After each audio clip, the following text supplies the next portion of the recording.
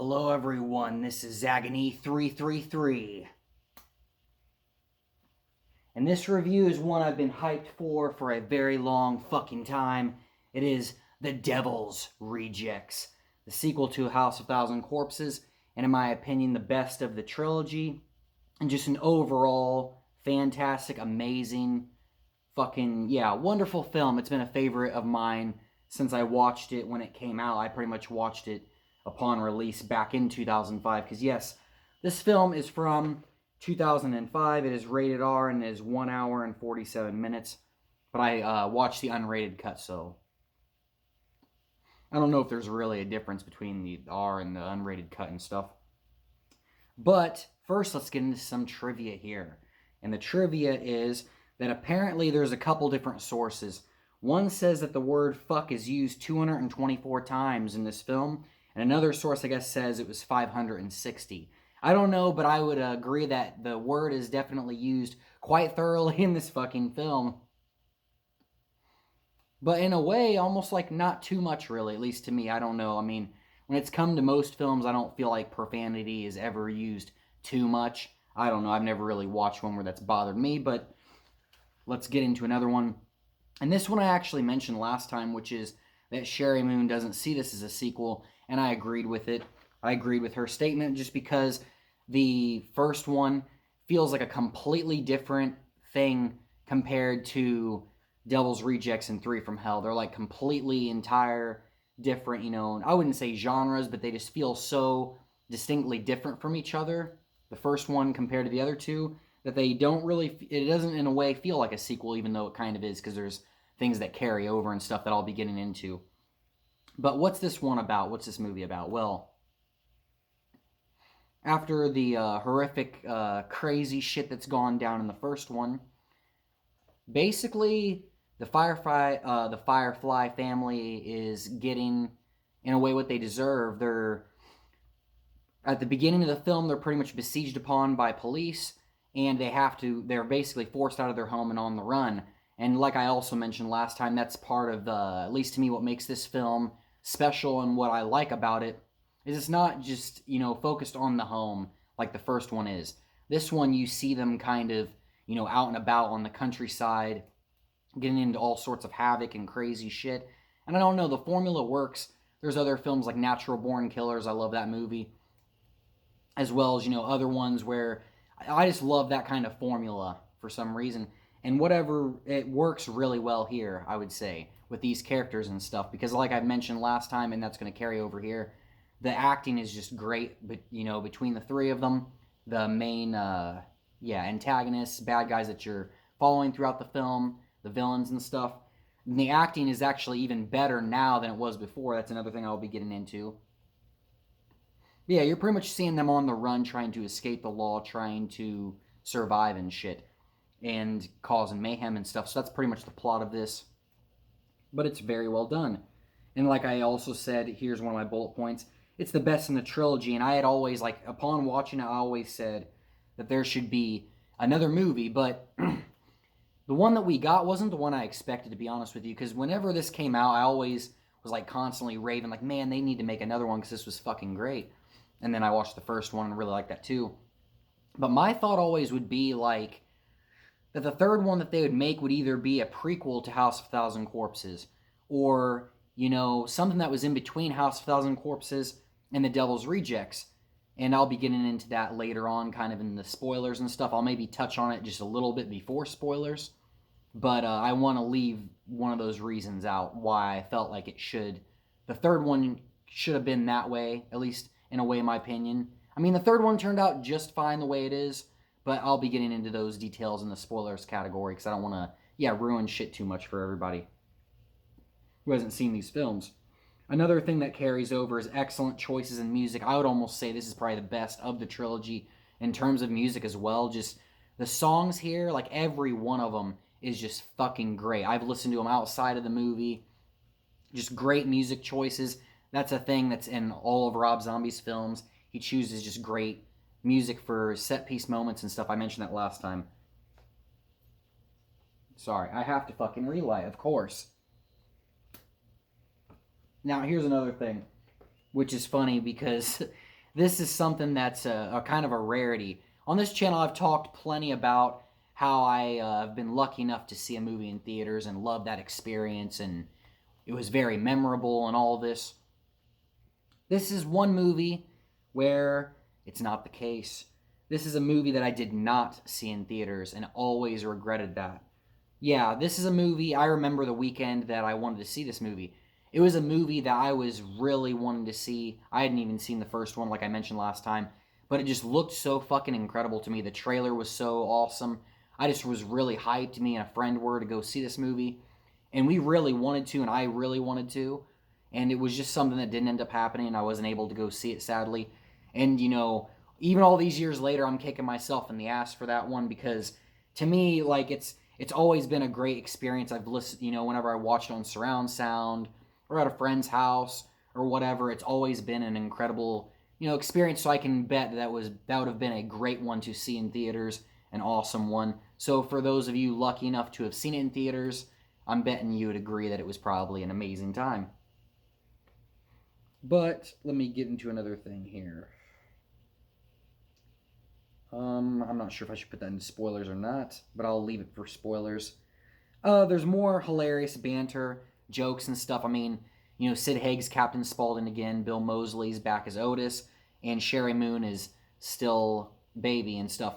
And just the chemistry between those characters. In the first one, there's the banter and stuff, but this film, they elaborate and build upon that and make it even better. And just the chemistry between the characters, they all act so well together, and the lines delivered and all that stuff, that it's incredible. It's a great trio, and that's what makes the film so great. Is also, unlike the first one, Captain Spaulding is more heavily involved in this one, so you see more of him, you get more of all that, and it's just great. It's a wonderful lineup casting wise. And let me see, but it also, on the other hand, has a little bit more of a serious tone to the film as well, which I think kind of helps in a way too. Because, whereas the first one was more just, the funny banter and kind of a little bit of cheesiness there, and was more just kind of for fun and fun side of horror and stuff, and not, too seriously. This one, it has some of that, but at the same time, it gets pretty freaking brutal. It gets pretty serious at some moments and pretty crazy, but it works. It goes together well. It balances the kind of more seriousness, the serious tone with those. And yeah, it does really well. Let me get into another thing. And that's what I was going to say. Is, to me, this is an overall better film. And, I'm not trying to put the first one down. Like I mentioned last time, I really like the first one. But overall, everything, I think all the people involved, learned from that first one, from that first movie, and just made it an overall better experience this time around. The acting on like everybody's part was way better. So obviously, they learned from the first one and improved their acting skills, and they delivered. Hell yeah, they did. They did a fucking great job on this movie. Even on Rob Zombie's part, as a filmmaker, you can tell the camera shots, all those things are even better and more well done. So yeah, that's what I was going to say, is overall, I feel like in all those categories, it overall was a better, experience. And I was going to put here, yeah, it's incredibly brutal at times. And I don't know if I would say it's disturbing. I'm not even actually sure if this is on disturbing lists. It may have been on some disturbing lists. I can't really recall, because I haven't exactly checked that stuff in a very long time. But, I mean, it gets pretty brutal and intense here. That's what I will say. Is it just, ups some of the crazy factor and the insanity from the first one. But to me, it handles all those things well. It kind of, shows you the level that these characters have gotten to, this family and stuff. So it sells that. The acting is very well done and sells that. And like also last time, I'd say that this family, these groups of characters and stuff, they definitely sell their role. They're experts at their craft. They're great actors. And so, yeah, Rob Zombie knows how to choose a great actor and great crew. And that's another thing I would also say, is there's really great quotes that are very memorable here. I mean, even years later, I've jokingly recited those quotes to friends and stuff, and just always remembered those. There's some that are hilarious and stuff, and others that are just really badass. So I mean, even the lines that were written on Rob Zombie's part, even as a writer, he obviously greatly improved because just there's just all these great quotes, all these great moments. The set piece moments are even cooler and more memorable and stuff. So yeah, that's another great thing here. And another thing I liked is that, well, I might have to leave that to spoilers, but in some movies, if you've seen where there's like a struggle going on, it almost feels like I've mentioned this before where it was almost kind of laughable where you see the victim or something could have easily gotten out of something. Whereas in this film, the thing that I like about it is a lot of them seem more believable. It's not a situation where, oh, you can kind of criticize the victims caught up in it. The struggles feel more real. They feel more grounded in reality. Whenever there is kind of scuffles and fights and things there, they feel, like I said, more genuine, like they actually did try to get out of the situation or, whatever else. And so yeah, it's not like other horror movies where you can kind of scoff at, the acting on the victim's part or the way it's written or anything. A lot of this is done so damn well. It feels believable and it feels really genuine. Another thing I was going to put here, because it's not really spoilers, there's another character who is pretty much the brother of the sheriff who gets killed in the first movie. And I was going to say that I don't know the actor's name, sadly. I should have looked that up like before this shit, but I did not. But I was going to say that the person who played the sheriff, he's also in Halloween as well, which is a great movie, Rob Zombie's Halloween. I love that one.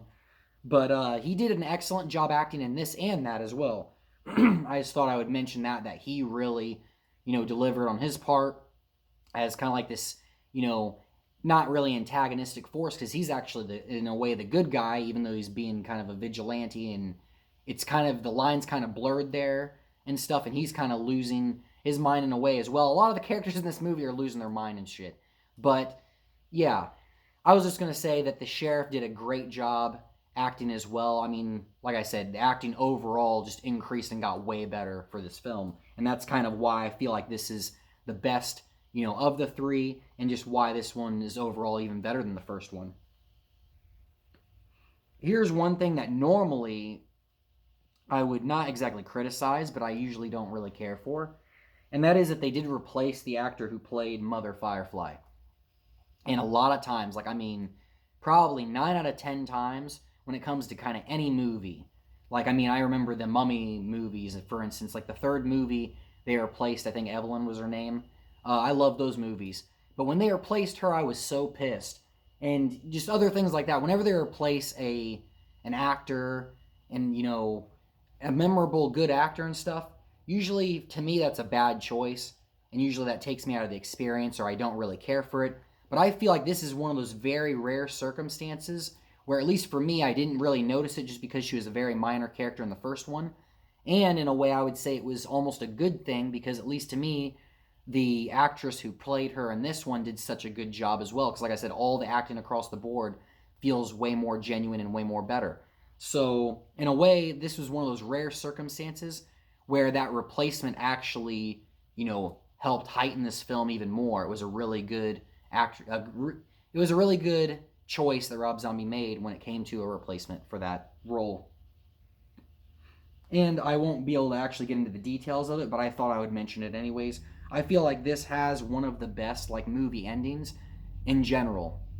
Like I would say, if I ever had some kind of list or movies that I like absolutely loved how the movie ended, I feel like this is one of the best like ever made. It's one of my favorite movie endings and stuff. And it's mainly because of the song choice, the way the the scenes are shot and stuff. It's just done expertly. It's done so damn well. But I'll have to, like I said, wait until spoilers before I can actually get into more details on that because I don't want to ruin that for anybody. But I think that I've actually now mentioned everything that's there. If you like the first one, or if you like things like Natural Born Killers, Bonnie and Clyde type of things, kind of like Outlaws, because it almost has, like, in a way, a kind of Wild West feel to it, but more of like an outlaw kind of thing and stuff. But if you like stuff that's like that, I think you would, you'd like this film for sure. And so my score was actually going to be a 10. Yeah, it's a 10 because, I've loved it since I've seen it. And I've always, like I said, the lines are memorable. The music choices are expert level here. The acting is fucking great. I mean, everything about this film is top notch. And, any of the flaws that Rob Zombie might have seen in the first one, or that others might have noticed in the first one, I feel like he pretty much ironed them all out and got rid of them all and learned and just, bettered his craft and learned how to become an even better filmmaker from that first movie that he made. So yeah, I gave it a perfect 10. I love this fucking movie. Highly recommend this movie. It's a great one. But all right, let's get into spoilers. And everybody else, peace. So, I don't really know how much spoilers I'll be getting into. But let me start to think here, because I actually did the same mistake that I did before, which is where I didn't really highlight, any kind of spoiler-worthy moments. Oh, I'll mention one that I just reminded myself of. I thought it was fucking hilarious this time around when I saw the movie critic guy come in there and talk to the sheriff, and the sheriff just doesn't want any talk, any bullshit. He just wants to figure out what's going on, obviously. But the whole exchange there was hilarious, I have to say. And it really made me feel stupid, because it was like, wow, this guy's going off on movie facts and everything else that nobody gives a fuck about. And I was just laughing to myself, because it's like, man, that's kind of like me, isn't it? Shit. I mean, hopefully people in this actually give a fuck, because, I mean, I'm talking about hopefully movies they like and shit, but I don't know. I thought that whole exchange was hilarious as all hell. Yeah, it really made me laugh this time. Because, yeah, that dude was obnoxious, which, I mean, I'm probably pretty obnoxious myself. So, yeah. But I thought that was fucking great, and I thought I would just mention that was kind of hilarious to see. And let me think here. Come on. Let me think here of some... I like the... kind of like I've mentioned this in other movies, the kind of role reversal that happens kind of later on where... And that was another thing that's kind of strange as well. But it's obviously due to the Firefly family's psychopathic nature. But it's very, in a way, strange how they could mercilessly, slaughter all of these people. But then when the tables turn, it's like they don't understand in a way. You know what I mean? It's like now they should be understanding what, was wrong with all of that. But I guess, like I said, that's the mind of a psychopath to, not really get that. I don't know how to really explain that one. But, whenever the sheriff is trying to kind of not redeem, but he's pretty much, delivering justice in his own brand and in his own way, he's making a point that, it's happened because of all of what they've done, because they had no mercy, because they had no emotion there. And, all of a sudden now you see them with emotion now that it's people that they actually care about. And it's like, I don't know, it's weird how there's not a connection there, you know what I mean? And so, in a way, I'd say that's great kind of writing in a way on how maybe a psychopath thinks, how they don't really have empathy for others, and how maybe, I don't know. Like I said, I have not researched that subject enough to really understand the mind of that, but that is something I feel like is kind of interesting when it comes to all three of these films, in particular this one and the third one, how it's kind of explored and stuff, is because you see, I think, manipulative, tactics, things like that, like the mother Firefly trying to be seductive and crap and failing, of course. But you really get that. Like, I feel like, Rob Zombie probably researched, different serial killers and stuff like that. And I mean, what kind of tells you that is the horror ride from the first movie. So you can bet that he probably researched some things and kind of really knew how people of that nature operate, how their thought processes, and wrote them pretty well, I'd say. Like I said, the acting was good and all the lines and all that, so I feel like it was done pretty well. But let me actually get to the end, and then I may backtrack because, like I said, I'm kind of drawing blanks when it comes to different scenes I'm wanting to discuss. But I will get to the main one that I was wanting to, and that was the ending. I feel like the end of this film was, like I said, one of my favorite endings. And it's mainly because, using the song Freebird, the way, like I said, it was shot, showing the highway and stuff, even the slow motion parts. To me, that was a proper send-off as well for these evil bastards. It was proper because, in a way, the justice was kind of delivered. But also, they went out in the only way that they could go out. You know what I mean? These aren't the type of characters who want to be caught. These aren't the type of characters who, yeah, want to kind of make amends, have any remorse. And so I feel like the way that it was handled was expert level. Like I said, you know, the music, the way all that was done, it's always been a great scene and a great moment. I remember the first time I watched it, just kind of blown away just by that scene alone because it was just so well done. I love that song, Freebird, and stuff. So yeah, it was great. And I guess maybe I can also get into why I feel now that the third one, at least back then before it was released, why I had always felt like if there was a third one made, how it would have been best maybe before House of Thousand Corpses or in between, you know, House of Thousand Corpses and Devil's Rejects.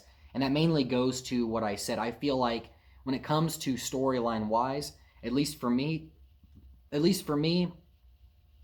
this was kind of the ending that I felt was the best suited for them.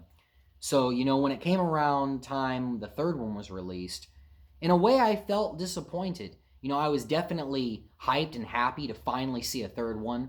So, I mean, when I say I was disappointed, you know, take that with a grain of salt. I was definitely happy as hell to see these characters back and to see a third iteration of this series and stuff. But at the same time, like I said, the way how well this ending was handled for these characters, how it was done and everything, I felt like that was the perfect ending, you know, ending everything on a high note.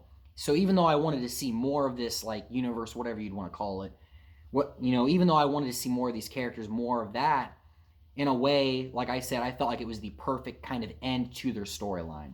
So that's the only thing I guess I would say. And I may also kind of elaborate on different things when it comes to the next review, the Three from Hell and stuff, which is also a really great fucking movie too. But yeah, a very well done ending. And let me think here if there's any more kind of little bits I would like to add or any kind of scenes. Oh, I know one now. I thought that the opening was a very great, you know, well done scene. Very action heavy, very intense, a great fucking kickoff to this. And you know, the song choice at the beginning during the title sequences and the credits in the beginning and stuff. I just loved all of that. I thought that was all, like I said, well done. Most of this movie is fucking superb. Like I said, a score of 10. But let me think if there's anything else I'd like to add. I'm trying to think here to myself. Oh, I can get into this. I can get into this now. So when I mentioned the Scuffles being more realistic, the thing that I was going to mention was, for instance, like no bullets in the gun when they're in the hotel. You know what I mean? They're not Scuffles like where, oh, well, this, you know, God, these people are fucking stupid or something, you know. Like, for instance, you know, they tried, you know, they worked together. You know, the one character had went to the bathroom, was busting out the window. The other one had even grabbed the gun and stuff. They did smart things. They reacted like you would expect in real life. It wasn't stupid or anything. But it was more of where, you know, either the villains were smarter or where they overpowered or something like that. So I felt like it was handled more genuinely and more, you know, obviously the action sequences were well scripted, well written, all that. Whereas, you know, other films make their, you know, victims seem kind of stupid, tripping over things and just doing stupid decisions. I didn't feel that really at all through most of this film. It was just well done. So, I mean, even, oh, fuck me. I dropped my smoke. Even when they're going out to, when Otis is taking them out to, you know, dig up those guns and whatever, when he's taking the two people out there, and then they have this huge scuffle and everything else. I mean, they weren't clumsy. They were beating his ass. You know, they could have easily had the upper hand, but they ended up not, just because, you know, not just some random, you know, fuck up or anything. It was, you know, more believable. Like I said, you know, he had a knife on him. The way it was done was, like I said, believable and well done and stuff. And so all those things were handled expertly, and I don't believe there's really much else that I want to touch on here. So yeah, a score of 10, an absolutely amazing film. There's a nostalgia there for me. It's just a great film. I think most fans would agree. You know, at least a lot of, you know, friends that I'd talked to in the past, people that I'd seen it, really loved this movie. So yeah, If you have not seen it and you stuck around for the spoilers for whatever reason, I highly recommend checking this out. As well as Rob Zombie's other films. And like I've also said, stay tuned because 3 from Hell is coming next, and I'm hyped to review that one as well. So I hope you are all having a wonderful, amazing, fantastic, safe, awesome day. And this is Agony 333 signing the fuck out. Have a great one, guys. Peace.